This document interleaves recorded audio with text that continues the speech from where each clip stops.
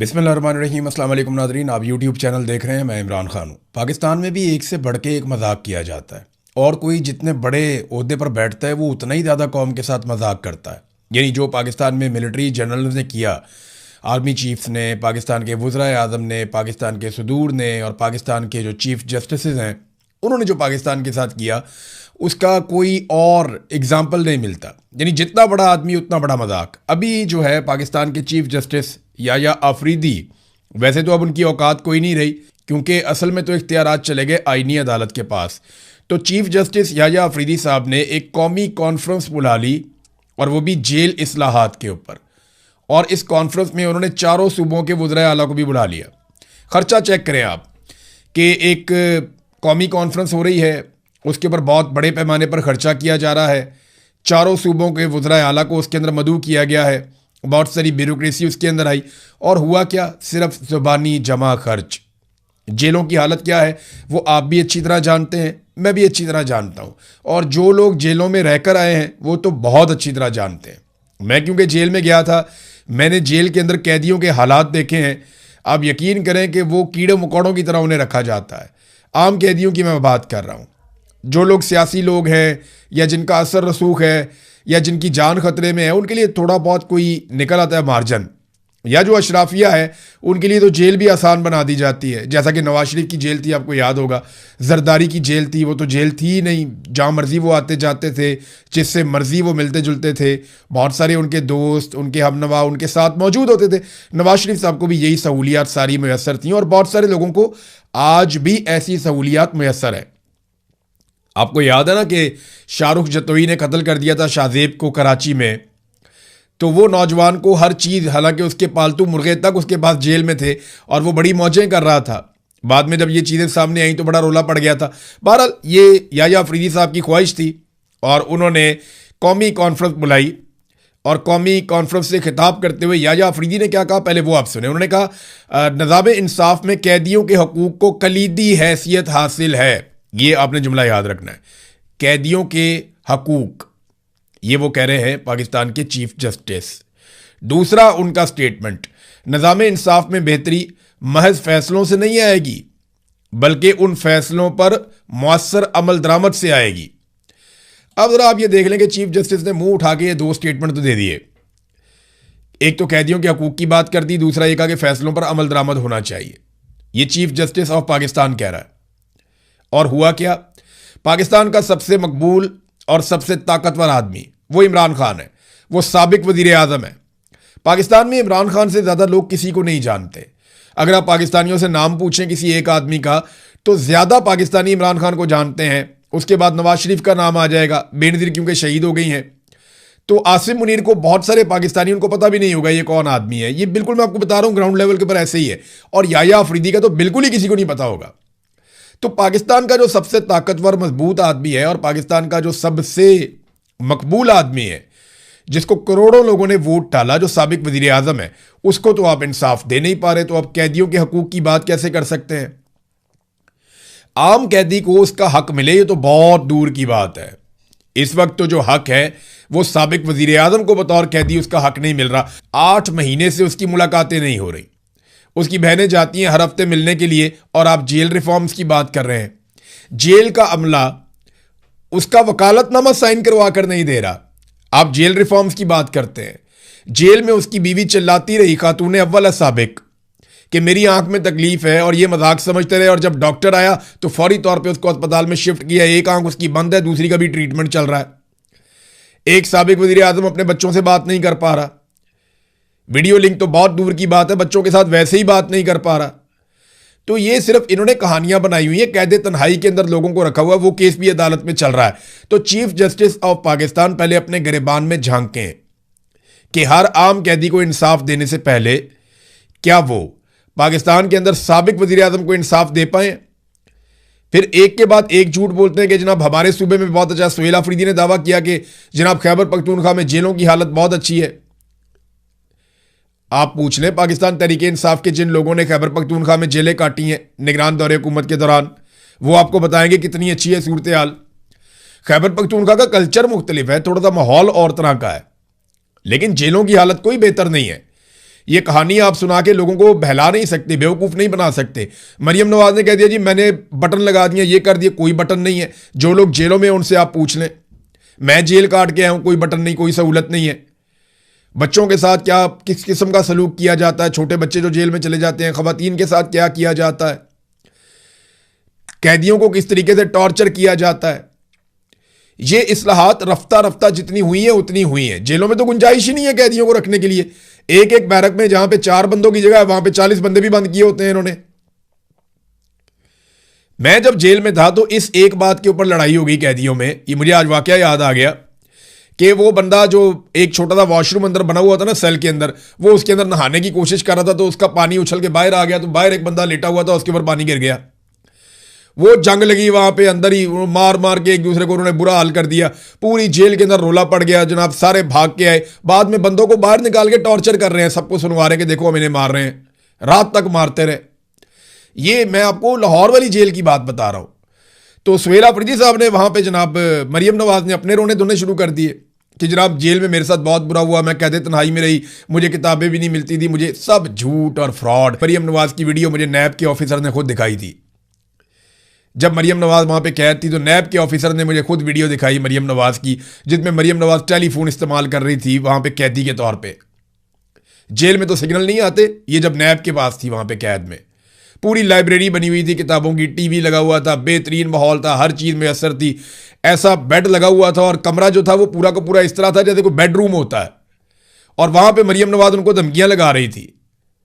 और वो एक पुलिस वाली थी जिसने ला के वो टेलीफोन दिया था मरियम नवाज को। और वो पुलिस वाली का जब फोन पकड़ा गया तो वो उसके अंदर मरियम नवाज को गुड़िया बाजी कह के बुलाती थी। बाद में ये बात साबित भी होगी कि मरियम नवाज को घर में गुड़िया बाजी कहते हैं। ये इनकी जेल थी। नवाज शरीफ को रोजाना जेल के अंदर 22 बंदे मिलने जाते थे, एवरेज निकालें तो एक एक दिन में 150-150 बंदे की भी नवाज शरीफ साहब ने भुगताया जेल के अंदर बैठ के। इनकी जेल नहीं थी। ये कहानियां सुनाते हैं मेरी शुगर लो हो गई तो मैंने कपड़े इस्त्री किए फ्राई पैन के साथ, तो मैं जनाब कहते तन्हाई में चली गई, तो इतने गम और दुख। और जो जेल मरियम नवाज देखने के लिए गई वजीर आला बनने के बाद, जनाब मुझे वो जेल दिखाई जाए तो वो जेल अगर आप देखें तो चंगा भला कमरा है, उसके अंदर एसी लगा हुआ है, उसके अंदर सारी सहूलियात हैं, उसके साथ वॉशरूम अलग अटैच वॉशरूम है उसके साथ। इमरान खान का कमरा देखें ना, कोई मुवाजना बनता ही नहीं है। ये झूठ चुताली इन्होंने लोगों को बेवकूफ समझा हुआ कि ये कहानी सुनाएंगे लोग यकीन कर लेंगे। सुहेल अफरीदी उन्होंने मिन्नतें तरले शुरू कर दिए चीफ जस्टिस के, आप मेरे इलाके के हैं, मेहरबानी करें और अडयाला जेल से इस्लाहात का आगाज करें। साबिक वज़ीर आज़म इमरान खान साहब को जो है वो सहूलत दी जाए और उनके बेटों के साथ उनकी वीडियो लिंक पे बातचीत करवाई जाए। और इमरान खान से अगर मुलाकात नहीं हो सकती तो उनकी बहनों पर वाटर कैनन का इस्तेमाल ना किया जाए। ये तरले मिन्नत और वास्ते दिए जा रहे हैं, मेरे इलाके के हैं आप। यार ये क्या कमजोरी है, ये क्या तरीके? आप कानून की और इंसाफ की बात करें। ये मुल्क उसूलों के साथ चलेगा, तरले और मिन्नतों के साथ और झूठ के साथ नहीं चलेगा। एक वजीर आला वो तरले मिन्नतों पे उतरा हुआ है, वो रिक्वेस्टें कर रहा है जनाब मेरे साबिक वजीर आजम की, मेरी पार्टी के लीडर की मुलाकात करवा दें, और दूसरी वजीर आला झूठ पे झूठ बोलती चली जा रही है। तो इस तरह ये सिस्टम चलेगा ही नहीं। और यही तरीका वारदात है एस्टेब्लिशमेंट का। वो दबाती है और उसके बाद जनाब दूसरे को ले आती है, फिर इसको ले आती है। वो डिवाइड एंड रूल करते हैं, आपस में लड़ते जाओ, एस्टेब्लिशमेंट का इक़्तिदार मजबूत करते जाओ। बलूचिस्तान का वजीर आला वहां बैठा हुआ है जहां पे निजी जेलें हैं आज भी। सरफराज बुगटी वहां बैठा हुआ है, मुंह उठा के चीफ जस्टिस की कौमी कॉन्फ्रेंस में चला गया, जिस सूबे के अंदर आज भी निजी जेलें हैं। मैंने खुद देखी है, मुझे इल्म है, मैं जानता हूं कहां कहां पे निजी जेलें हैं और वो कायम है। और वो इनके जानने वाले लोग हैं जिन्होंने वो जेलें बनाई हुई हैं, उनके अंदर वो बंदों को बंद करते हैं, अपनी अदालत लगाते हैं। ये एक वीडियो आई अभी, एक जर्नलिस्ट है जिन्होंने ये वीडियो शेयर की है। इस वीडियो को आप देखें, आपको आइडिया हो जाएगा बलूचिस्तान की सूरत हाल क्या है। इस वजीर आला का बनता है किसी भी कौमी कॉन्फ्रेंस में जाना?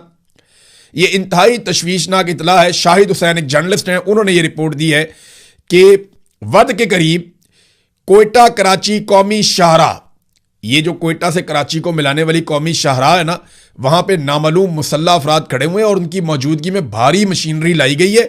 वो मशीनरी लेकर आए और एक्सीवेटर के जरिए से एक जो अहम राबता पुल है जो बलूचिस्तान को कराची के साथ मिलाता है, उस पुल को गिराया जा रहा है। ये देख लें आप, ये हो रहा है कि जो पुल बलूचिस्तान को कराची के साथ कनेक्ट करता है, शाहिद हुसैन साहब ने वीडियो पोस्ट की, इस वीडियो के मुताबिक उस पुल को गिराया जा रहा है ताकि कराची का या सिंध का बलूचिस्तान से राब्ता काट दिया जाए। मुसल्ला लोग वहां पे खड़े हुए हैं, हैवी मशीनरी के साथ गिरा रहे हैं। और उस सूबे का जो वजीर आला है वो किधर है? वो जनाब कौमी कॉन्फ्रेंस अटेंड कर रहा है। हद हो गई वैसे। और ये मनाजिर देख के मैं हैरान रह गया। और वजीर आला कहता है कि बलूचिस्तान का कोई 1 इंच भी ऐसा नहीं है जहां हुकूमत की रिट ना हो। मैं बलूचिस्तान के वजीर आला को 4 इलाके बताता हूं बगैर सिक्योरिटी के, वहां जाकर मुझे दिखा दें। 4 क्या 40 इलाके बताता हूं मैं बगैर सिक्योरिटी के, मुझे वहां पे जाके दिखा दें। सवाल ही पैदा नहीं होता ये मगरिब के बाद घर से भी बाहर निकल आए। ये जब तक पूरी फौज इनके साथ ना चले ये अपने इलाके में नहीं जा सकते। नाजरीन, पाकिस्तान में पासपोर्ट रैंकिंग नई जारी हो गई। पाकिस्तान में क्या दुनिया में आलमी सतह के ऊपर जारी हुई है। और ये जो हैंडले पासपोर्ट इंडेक्स ये जारी करते हैं पासपोर्ट की रैंकिंग आलमी सतह पे, और इन्होंने जो नई रैंकिंग जारी की है उसके मुताबिक पाकिस्तान का जो पासपोर्ट है उसकी सूरत हाल मजीद खराब हो गई। अब दुनिया में सिर्फ 3 मुल्क हमसे बुरे रह गए हैं। थोड़ी सी मेहनत और आसिम मुनीर साहब करें ना तो हम ये रिकॉर्ड भी तोड़ सकते हैं। सिर्फ 3 दुनिया में ऐसे ममालिक हैं जो हमसे ज़्यादा बुरे हैं। और वो तीनों ममालिक के जब मैं नाम लूंगा ना तो आपको शर्म आएगी।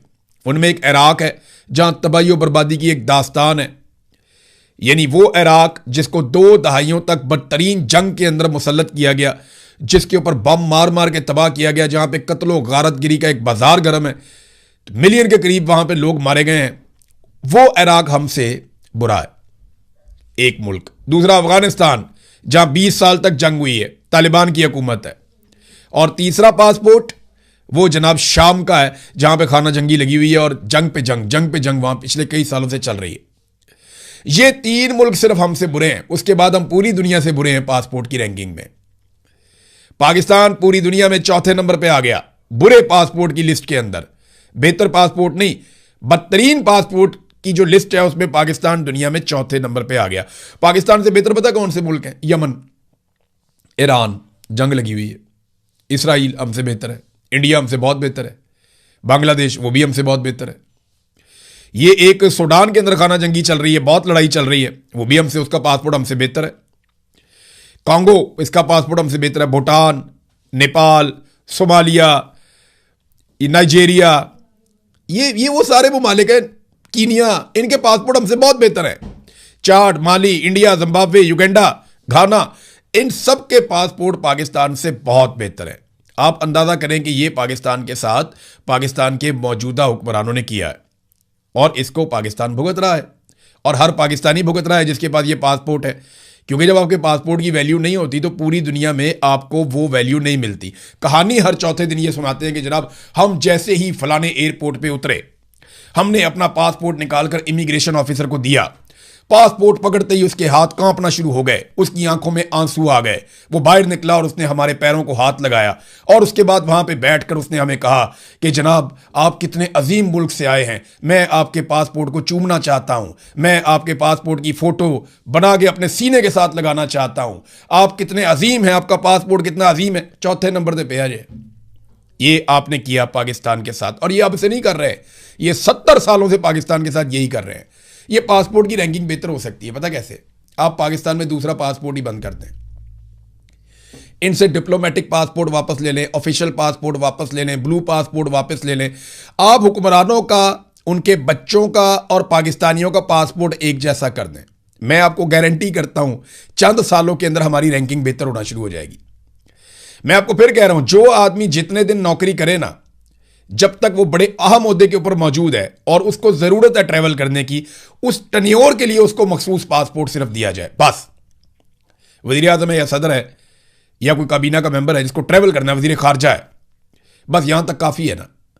या वो लोग जो सफारती मिशन के ऊपर रहते हैं, थोड़े बहुत लोगों को एक लिस्ट बनाए, उनको पासपोर्ट दें, बाकी सबके खत्म कर दें। ये बीवी बच्चों के पासपोर्ट वाला ड्रामा भी खत्म कर दें, रिश्तेदारों के पासपोर्ट वाला ड्रामा भी खत्म कर दें। पासपोर्ट सिर्फ उसी ऑफिशियल को मिलेगा जिसने ऑफिशियल काम से जाना है। बीवी ने जाना है पाकिस्तानी पासपोर्ट पे जाए, आम आदमी के पासपोर्ट पे। बच्चे ने जाना है आम आदमी के पासपोर्ट पे जाए। आप यकीन करें हमारा पासपोर्ट बेहतर होना शुरू हो जाएगा, क्योंकि इन्हें फिक्र पड़ जाएगी कि हमारे अपने बीवी बच्चों ने ट्रैवल करना है तो पासपोर्ट की तो वक़्त ही कोई नहीं है। जब आप इनको पासपोर्ट ही किसी और रंग का दे देते हैं, जब आप इनको डॉक्यूमेंट ही कोई और दे देते हैं तो अवाम चाहे भाड़ में, अवाम के पासपोर्ट का कौन ख्याल रखता है? ये है वो असल मसला और इसको एड्रेस करने का यही असल तरीका भी है। नादरीन, ये एक और खबर आई है, हुकूमत ने झूठ बोला अवाम के साथ। हुकूमत ने कहा जी हमने गर्दिशी कर्जे कम कर दिए। हालांकि ये एक्सप्रेस न्यूज़ के ऊपर खबर आई है, बड़ी डिटेल्ड खबर है। वो ये बताती है कि गर्दिशी कर्जों में कमी नहीं हुई, बल्कि जो गर्दिशी कर्जे हैं ये वो कर्जे हैं जनाब के जो हम बिजली का बिल अदा करते हैं ना, बहुत बिल अदा करते हैं, उसके बावजूद हुकूमत अपने ऊपर कर्जा चढ़ा लेती है। यानी हम 1 यूनिट इस्तेमाल करते हैं, वफाकी वजीर पानी और बिजली के मुताबिक हम 1 यूनिट बिजली इस्तेमाल करके 4 यूनिट के पैसे देते हैं और 4 गुना बिजली की कीमत वैसे ही बढ़ चुकी है। ये उन पैसों में से भी पैसा बचा लेते हैं और ये आईपीपीज को पैसा नहीं देते, तो उस पे इनके ऊपर गर्दिशी कर्जा चढ़ता है कि वो इन पे कर्जा चढ़ाते जाते हैं।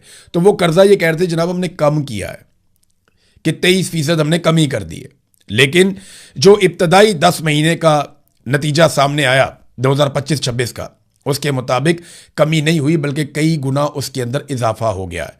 तो झूठ के ऊपर झूठ, झूठ के ऊपर ये झूठ बोलते हैं। इदारों को इन्होंने तबाह बर्बाद करके रख दिया। मैं एक इदारे की आपको मिसाल दे देता हूं।